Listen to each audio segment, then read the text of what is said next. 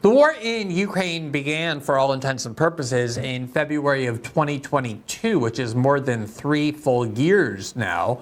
And I remember very well when it started, and you could see the flood of propaganda that always emerges in the wake of a war that the United States wants to convince its population to pay for or be involved in, that we were going to end up being involved in this war. And from the beginning, the question I always had, I had a lot of questions, but the primary question I had was, in which conceivable way does involvement in this war benefit the United States? It was a war that was a border dispute between two countries that have a very long, complex history, a shared complex history between one another. They had actually been in a low-grade conflict since 2014, ever since the United States, led by Victoria Nuland, went to Kiev and incited a coup that overthrew the democratically elected president of Ukraine a year before his constitutional term was about to end, and Russia, in retaliation, then annexed Crimea, what had been a part of Ukraine but had been for centuries part of Russia,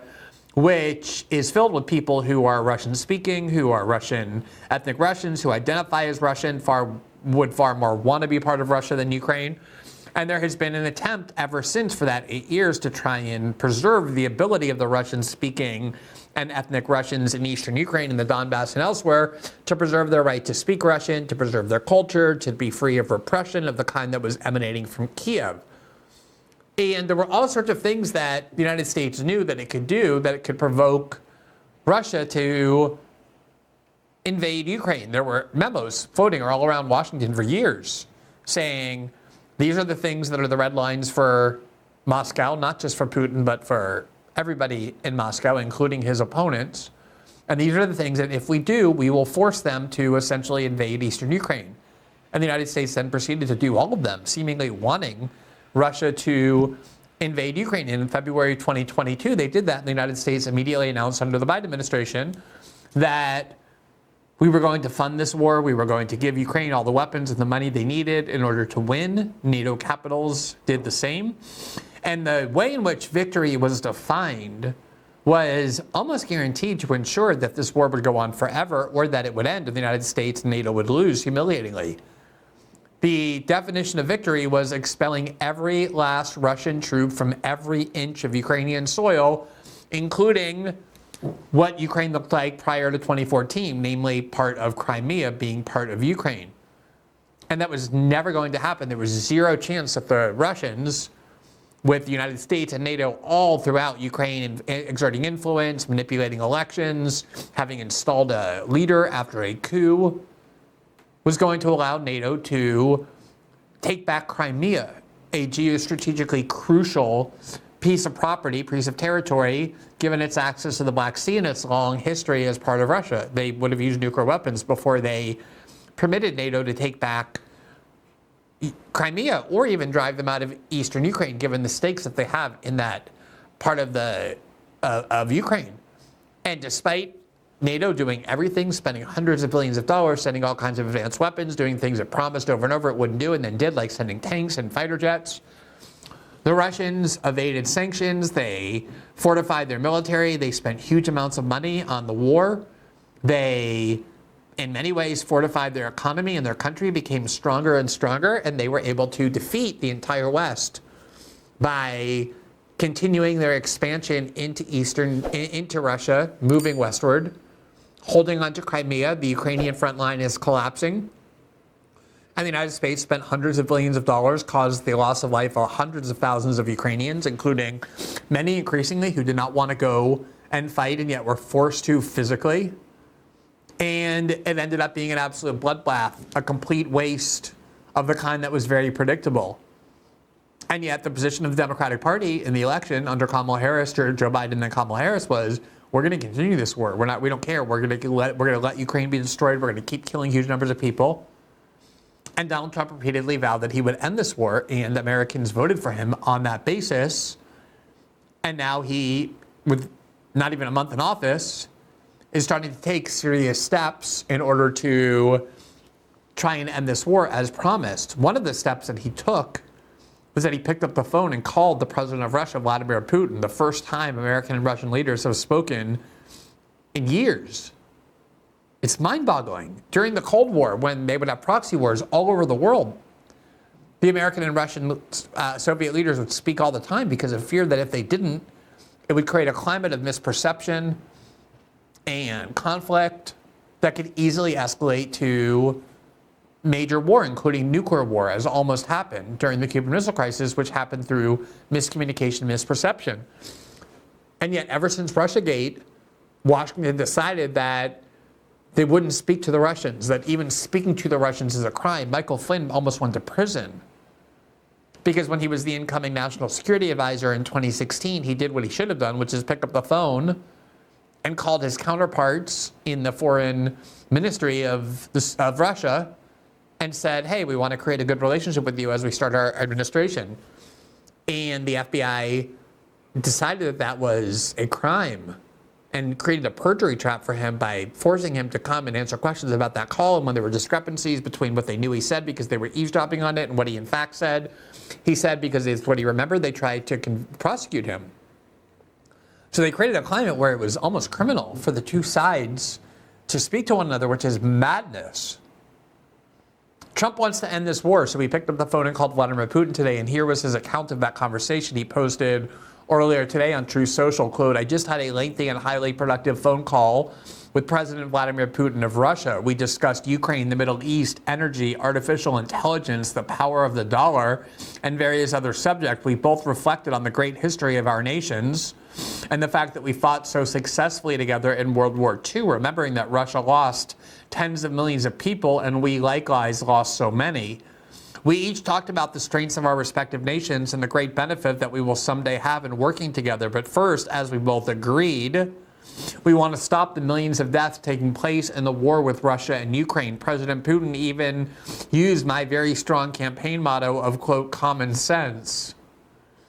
Oh, this is a phrase that Donald Trump invented, common sense. And he was very flattered because Vladimir Putin copied this incredibly innovative phrase, common sense, that Trump used, and Putin used it as well. He went on, quote, we both believe very strongly in it. We agreed to work together very closely, including visiting each other's nations.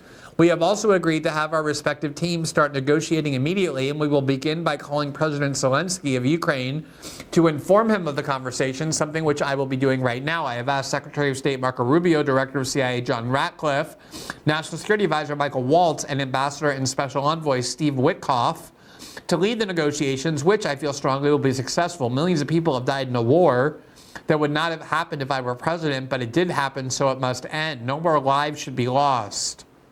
I want to thank President Putin for his time and effort with respect to this call and for the release yesterday of Mark Fogel, a wonderful man that I personally greeted at the White House last night. I believe this effort will lead to a successful conclusion, hopefully soon. Obviously, I have my criticisms with Donald Trump. I shared them last night for 45 minutes to an hour with respect to Gaza, and I've shared them with respect to other topics as well, including the attempt to target pro-Palestinian speech. But in this case, he deserves nothing but credit. In Washington, it has been a kind of mania, a psychosis, not to try and even end, not to even try to end this war, not to pick up the phone and negotiate, wanting the war to go on, despite how senseless it is, despite how destructive it is, despite how deadly it is. This is what Joe Biden and whoever was acting in Joe Biden's name should have been doing for years had they had any intention of trying to end the war, but they don't, and Trump does.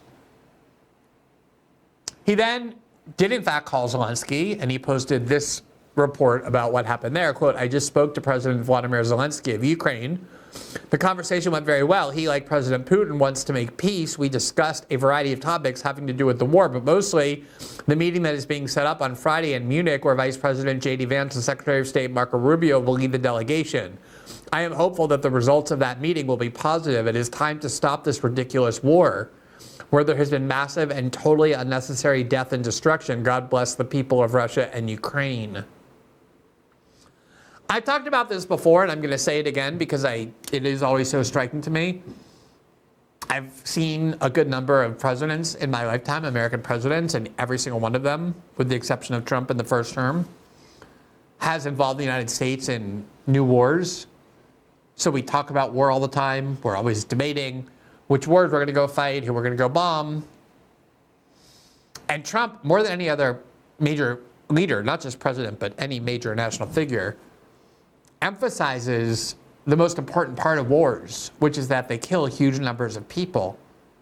And when he talks about wanting to avoid war, he emphasizes his desire to avoid that mass death. Now, that doesn't mean he's a pacifist.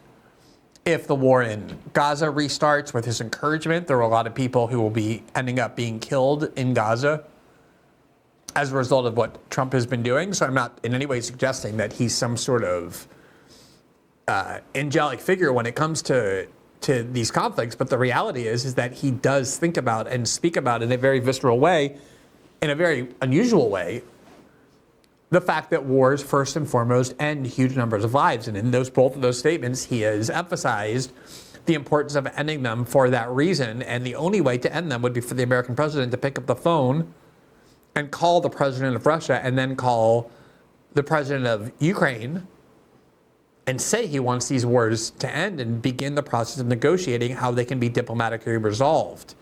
Here is Trump speaking earlier today at the White House about some of this.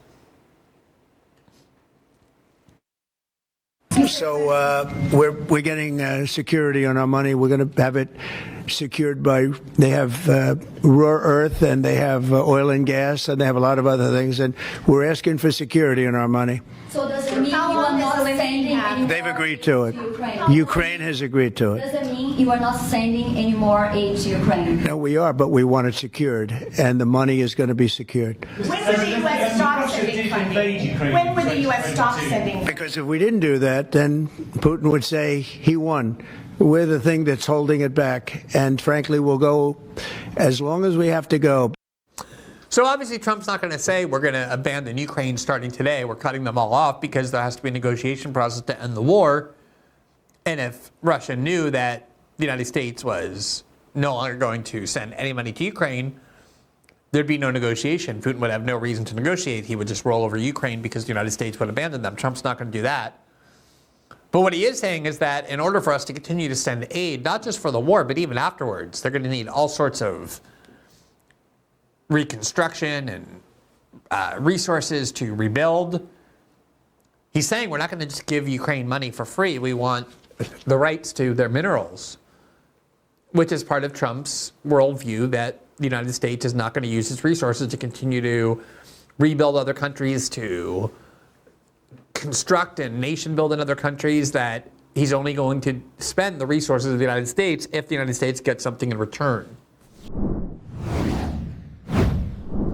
Americans' confidence in healthcare has hit a 24-year low. Our healthcare system is completely broken. That's why you see chronic illness and obesity and all sorts of other maladies all throughout American society. It's why I know I do my best to try and maintain a healthy lifestyle, and Field of Greens has really become an important part of that. We all know that eating healthy is key to staying healthy, but life gets busy and sticking to a perfect diet is not always realistic. Field of Greens makes that a lot easier. It's whole fruits and vegetables, and that's it. We can just all use more of that in our diets, no matter what. Just one drink, and I've got my healthy head start on the day. Field of Green helps you feel great and energetic and well disposed. So much so that other people will notice and comment on it. Every fruit and vegetable in Field of Greens is doctor selected for a specific health benefit. There's a heart-lung group, a heart health group, for your lungs, for your kidney, for your metabolism groups, even healthy weight groups. And Field of Green promises that for your next checkup, your doctor will notice your improved health or you get your money back. I have a 20% discount to get you started. You go to fieldofgreens.com and use my promo code Glenn. That's fieldofgreens.com, promo code Glenn. Thanks for watching this clip from System Update, our live show that airs every Monday through Friday at 7 p.m. Eastern, exclusively on Rumble. You can catch the full nightly shows live or view the backlog of episodes for free on our Rumble page. You can also find full episodes the morning after they air across all major podcasting platforms, including Spotify and Apple. All the information you need is linked below. We hope to see you there.